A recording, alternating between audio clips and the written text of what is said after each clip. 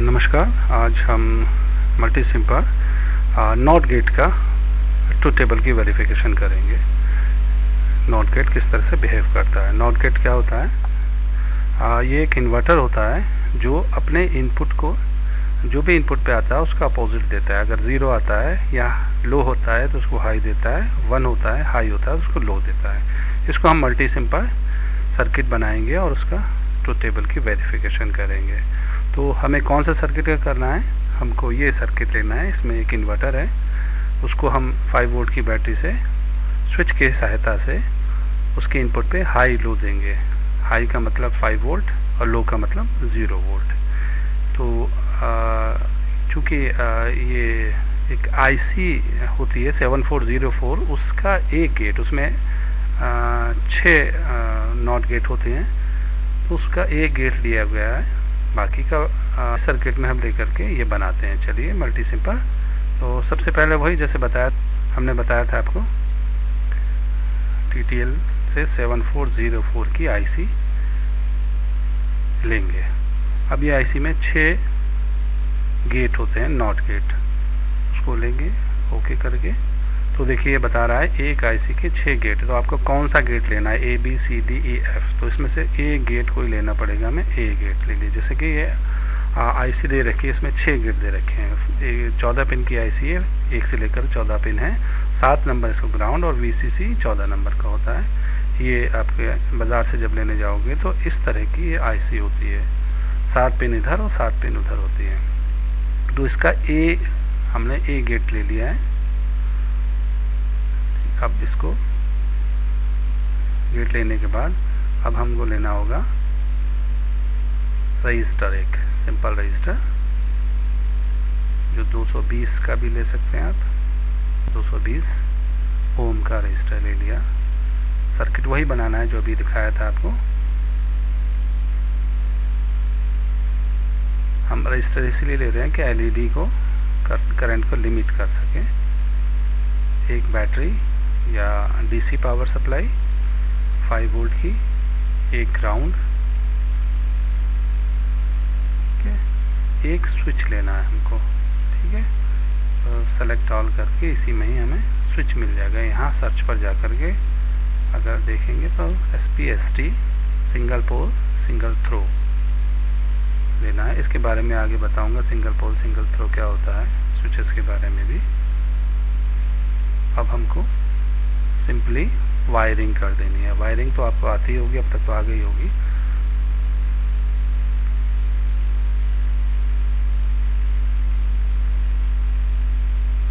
एक LED भी लेना ज़रूरी है, क्योंकि कैसे पता चलेगा हमको आउटपुट क्या है इसका। बस जस्ट पॉइंट टू पॉइंट मिलाते जाना है और इस तरह से वायरिंग बहुत आसान है मल्टी सिम में। ग्राउंड, ठीक है। अब की जो है आपका स्पेस से भी हो सकता है और जस्ट क्लिकिंग से भी हो सकता है। हमें 5 वोल्ट करना है 12 वोल्ट की जगह, डबल क्लिक करके 5 वोल्ट हो गया, ठीक है। अब हमको इसको रन करना है। देखिए रन करते ही LED ग्लो हो गई, जबकि स्विच ऑफ है। इसकी स्विच में यहाँ से कोई सिग्नल नहीं जा रहा। कोई सिग्नल जाने का मतलब ये है कि यहाँ पर 0 जा रहा है और LED ग्लो का मतलब है 1 आ रहा है। आउटपुट में 1 आ रहा है, इसके इनपुट में 0 आ रहा है। जैसे कि मैंने अभी पेन डायग्राम दिखाया था आपको। अभी यहाँ इस सर्किट से ये पता चल रहा है कि जब स्विच ऑफ है तो हमें कोई सिग्नल नहीं, कोई करंट ही नहीं फ्लो हो रही है। लेकिन करंट फ्लो पूरी आईसी में हो रही है, क्योंकि 14 नंबर पिन VCC वो 5 वोल्ट पर लगा रखा है और 7 नंबर जो पिन है वो ग्राउंड पे लगा रखा है। तो इस पूरी आईसी की बाइसिंग हो रही है। इससे हमें सिर्फ सिग्नल दे रहे हैं, इस वाले 5 वोल्ट से हमें सिर्फ सिग्नल दे रहे हैं। तो यहाँ से हाई होता है, तो ये यहाँ से जब स्विच ऑन कर देते हैं तो ये हाई होता है और स्विच ऑफ कर देते हैं तो ये लो हो जाता है। अब देखिए मैंने स्विच ऑन कर दिया है तो ये ऑफ हो गया, मतलब 1 की जगह हमने इनपुट दिया 1 तो आउटपुट में 0 आया था, LED ग्लो नहीं हुआ था। अब मैंने इनपुट पे 0 दे दिया है तो आउटपुट ग्लो कर रहा है, LED ग्लो कर रहा है, इसका मतलब 1 आ रहा है। तो ये हमारी वेरिफिकेशन हो गई इसकी ट्रूथ टेबल की। यही हमारा ट्रूथ टेबल का ही है। अब हम क्या करते हैं, इसको 3D में देखते हैं।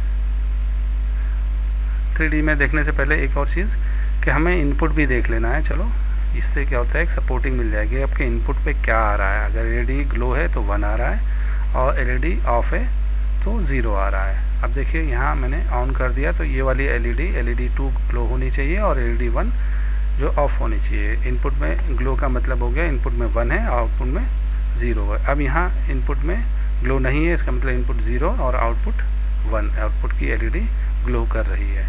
तो इसी से हमारी ये ट्रुथ टेबल वेरीफाई हो रही है कि अगर इनपुट में हम 0 देते हैं तो इन्वर्टर के या नॉट गेट के तो आउटपुट में 0 आता है। अब हम 3D कर लेते हैं। 3D में कैसे बना सकते हैं, देखिए 3D वर्चुअल में लेकर के, और यहाँ पर आप जस्ट क्लिक भी कर सकते हैं या यहाँ एलईडी भी दिख रहा है, बता रहा है एलईडी, ओके कर देंगे तो यहाँ एलईडी 3D में आ गया आपका।